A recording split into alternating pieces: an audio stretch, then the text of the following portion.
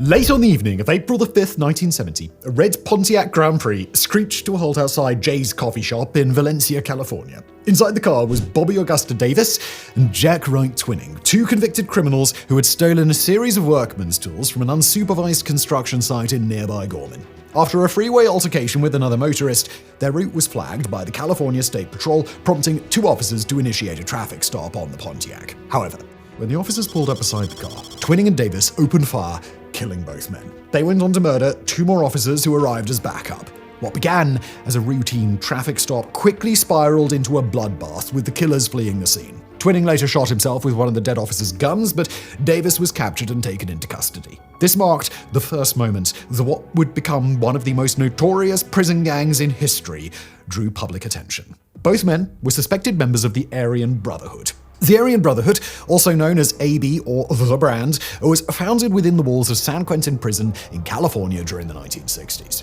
The choice of location was no accident. San Quentin housed a large population of petty and violent criminals from poor, predominantly white areas of inland California, including cities such as Fresno, Norco, San Bernardino, and Bakersfield. But the rise of the Brotherhood was also fueled by broader societal changes sweeping across America at the time, changes that were mirrored behind prison walls. The US, and especially California, was in the midst of significant political upheaval. The civil rights movement was in full swing, and in 1966, the Black Panthers formed in Oakland, marching for an end to segregation and discriminatory practices against African Americans. Within San Quentin, a similar dynamic was unfolding. Inmate George Jackson founded the Black Guerrilla Family, a prison gang whose goals paralleled the broader Black Power movement. Shortly after, prison wards were desegregated, and for the first time, the general population of San Quentin was integrated. Race relations in the prison were just as fraught as in some of the most divided parts of the country, and tensions reached a boiling point in the exercise yard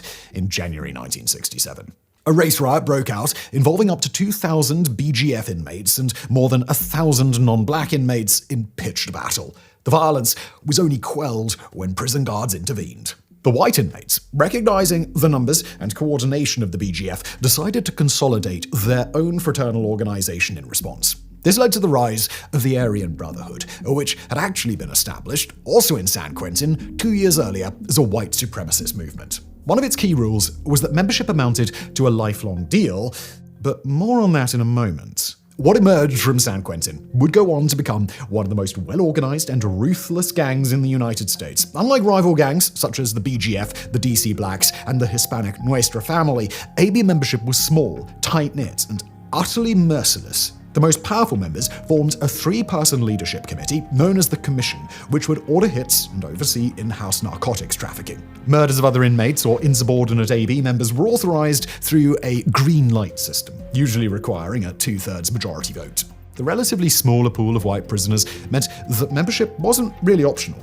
While membership in other gangs was largely voluntary, new white inmates were given a choice: join the Brotherhood and receive protection, at least from other gangs, or refuse to join and become vulnerable to attacks from both other gangs and the AB. The organization's structure was rigid, with strict membership protocols. Members were required to read Western and Eastern philosophy, including The Art of War by Sun Tzu, The Book of Five Rings by Musashi, and works by Nietzsche, Machiavelli, and others. The gang generated revenue by smuggling substances into prison, often with the help of outside enablers such as released associates and members' wives and girlfriends. The illicit substances, often heroin and methamphetamine, were used not only to generate profit, but also to control prisoners, particularly those dependent on drugs or incarcerated on narcotics charges. Central to the gang's operation was a complex and crafty system of communication. The Brotherhood bypassed prison restrictions by passing notes using coded writing and cryptograms. This included invisible text, often written with urine as ink, and remarkably, even the gang's own alphabet, partially lifted from the Elizabethan-era writings of Francis Bacon. The writing appeared to be mumbo-jumbo to outsiders. Amid all of this, the Brotherhood carried out a campaign of brutal prison killings. One of the key features of the organization was its blood-in, blood-out principle. To join the gang, a prisoner had to commit a murder or a violent assault, and they would meet the same fate if they ever tried to leave. Defectors and informers faced particularly vicious retribution, a fate that could follow them to other prisons and even into protective custody. For instance, a prisoner in Pennsylvania was murdered on orders relayed via invisible ink from a supermax prison in Colorado, located 1,700 miles away. The gang's increasing violence led prison authorities to make the controversial, if ill-advised, decision to transfer members to federal prisons around the country. One of the locations chosen was FCI Leavenworth in Kansas, where one of the most notorious members of the Brotherhood would rise to prominence. Thomas Silverstein was 25 years old when he entered Leavenworth in 1978, convicted of armed robbery.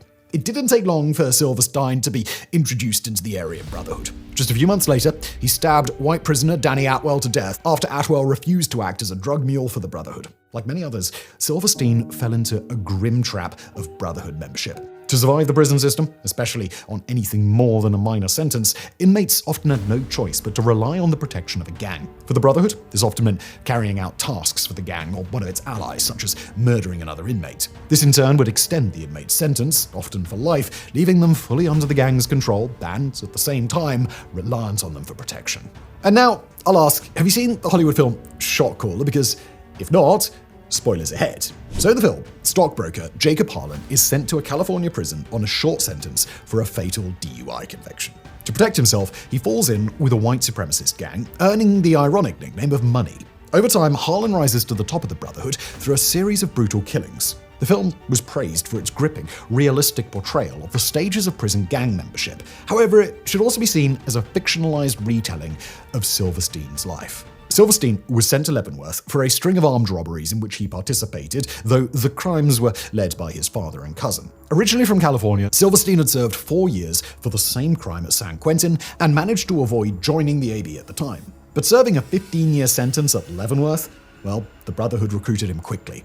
Over the years, Silverstein climbed through the ranks of the gang, committing murder after murder, which earned him both prestige and a longer sentence. Like the character in Shot Caller, Silverstein eventually reached the highest rank within the Brotherhood. He earns the nickname Terrible Tom, and his brutal crimes inspired other members to follow suit. As a key figure in the commission, Silverstein authorized hits on associates and rival inmates for perceived disrespect or insubordination. One of these targets was Bobby Davis, the shooter from the red Pontiac who was injured by an improvised arrow and placed in solitary confinement for his own safety. Davis later took his own life in 2009.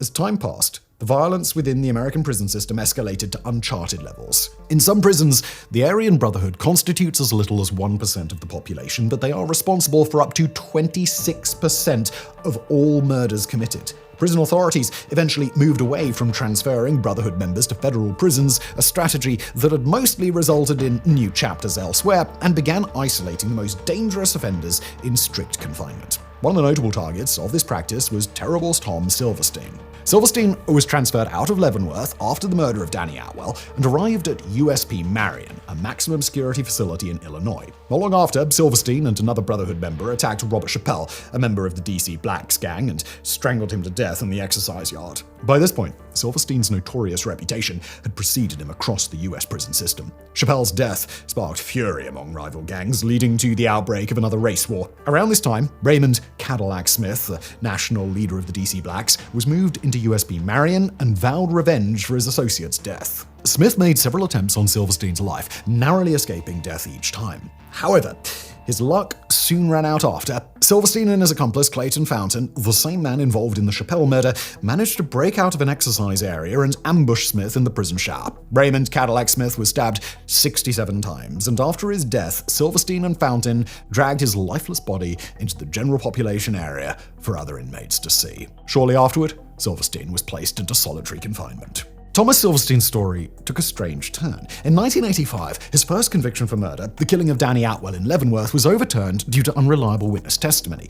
However, by that time, Silverstein had undeniably committed another murder, the strangulation of Robert Chappelle in USP Marion. Had this second murder not occurred, Silverstein might have served his time for armed robbery and been released. But by killing Chappelle, he not only ensured a life sentence, but also made himself a target for revenge. This in turn pulled him deeper into the Aryan Brotherhood and further into isolation. In many ways, Silverstein embodied the grim reality of Brotherhood membership, a half-life as a lockdown criminal in the US prison system, or no life at all as the victim of another inmate or even the AB's murder. In Silverstein's case, this half-life became almost indistinguishable from no life. After the Smith murder, he was placed in 24-hour guarded detention with the lights permanently on and only drawing utensils to pass the time. He used these to depict the harsh realities of his isolation. During his solitary confinement, Silverstein was mistreated by Merle Klutz, the prison officer on duty, who smudged his art and confiscated some of the few belongings in his cell. Eventually, Silverstein had had enough of Klutz, and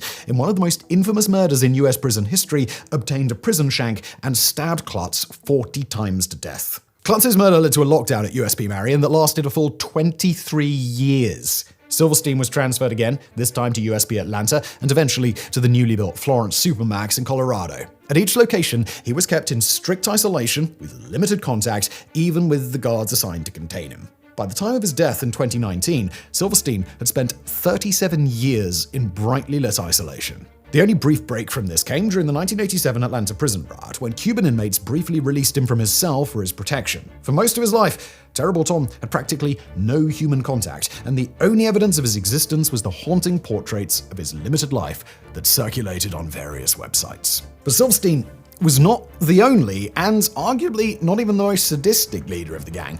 Around the time he began his sentence in Leavenworth, a new force was already rising within the walls of San Quentin. After the rivalry between the Aryan Brotherhood and the Black Guerrilla family escalated, it was deemed too dangerous to allow the two gangs to share the prison exercise yard simultaneously. To prevent violence, the gangs were assigned alternating weeks in the yard, each sharing the space with Hispanic gangs that had been separated for the same reason. This arrangement led to the AB forming a bond with the Mexican mafia, La M, and carrying out murders on their behalf against their rivals, Nuestra Familia. In turn, La M targeted black gangs. Around this time, Barry Byron Mills entered San Quentin as a 20-year-old. Mills, also a native of California, was initially incarcerated for armed robbery. Like Silverstein, his sentence was later extended to life due to horrific crimes he committed behind bars. But unlike Silverstein, Mills's murders seemed driven by a berserker-like rage, particularly fueled by the racial violence at the heart of the AB's agenda. Mills made a name for himself by carrying out murders on behalf of the AB, especially in light of the new web of alliances in San Quentin. After he stabbed a member of Nuestra Familia to death in 1972, he was transferred to USP Atlanta. In 1979, Mills gained further notoriety for a brutal murder when he attacked an AB member who had fallen out of favor with Silverstein, nearly decapitating the man with the crudely fashioned knife. This act elevated Mills to the commission, where he sat alongside Silverstein and another brutal figure, Tyler Bingham. As Silverstein faded into isolation, Mills and Bingham expanded the AB's influence, taking control of trafficking and racketeering operations while also ordering numerous prison murders. Many of these hits were against associates that Mills disliked, and he used his power to force even other commission members into approving killings. Mills, known as the Baron, developed a visceral hatred of informants, a hatred rooted in a partner's betrayal that led him to San Quentin. To be branded a rat by the Mills-led Brotherhood was a fate worse than death, and the Baron used this label ruthlessly to target his enemies. The Aryan Brotherhood continued its practice of murder for hire, offering protection to well-connected inmates for a price. One notable recipient of this service was Italian-American mob boss John Gotti, who was imprisoned at USP Marion starting in 1992. Initially, Gotti paid the AB for protection, but he made the mistake of falling behind on payments. As a result, his protection vanished, and Gotti was attacked by black inmate Walter Johnson in the prison rec room. Gotti survived the attack and turned to none other than the AB for retribution. Johnson was quickly moved from Marion to the relative safety of Colorado Supermax. It's been suggested that the reason the Brotherhood allowed Johnson to escape with his life was to shake down Gotti for his failure to pay protection and to remind the former mob boss who truly held power in his new surroundings at USP Marion. Other targets of the Brotherhood weren't granted such mercy. Mills hadn't forgotten about the DC Blacks and their attempts to end Thomas Silverstein's life. Under Mills and Bingham's direction, AB members carried out vicious attacks on DC Blacks prisoners, including the double murder of 2 inmates at a Lewisburg prison in 1997 and a mass stabbing of 6 others a few months later. In 2006, Barry Mills and Tyler Bingham were targeted with a massive indictment for conspiracy, incitement, racketeering, and 32 murders. Like Silverstein, they spent their remaining days at the Florence Supermax in Colorado. Yet even as the leadership faced severe consequences, the relentless violence of the AB continued to spiral. Despite efforts to diminish its influence, the Aryan Brotherhood continues to hold significant sway in the US prison system, remaining just as deadly as it was in earlier years. Hugo Pinnell, also known as Yogi Bear, was a member of the Black Guerrilla family, having joined the organization during the George Jackson era in the 1970s. Pinnell was convicted of slitting the throats of 2 prison guards during an escape attempt in 1971 and later stabbed his own attorney during his arraignment. Like Silverstein, he was sentenced to 24-hour solitary confinement soon after. However, by 2015, the now elderly Pinnell was granted release to the general population at New Folsom Prison in California. His brief, newfound freedom lasted only 2 weeks before he was stabbed to death by AB members during a prison riot. What had started as a gang formed to counter the threat of black gangs had evolved into a formidable criminal enterprise with far-reaching influence both inside and outside the prison system.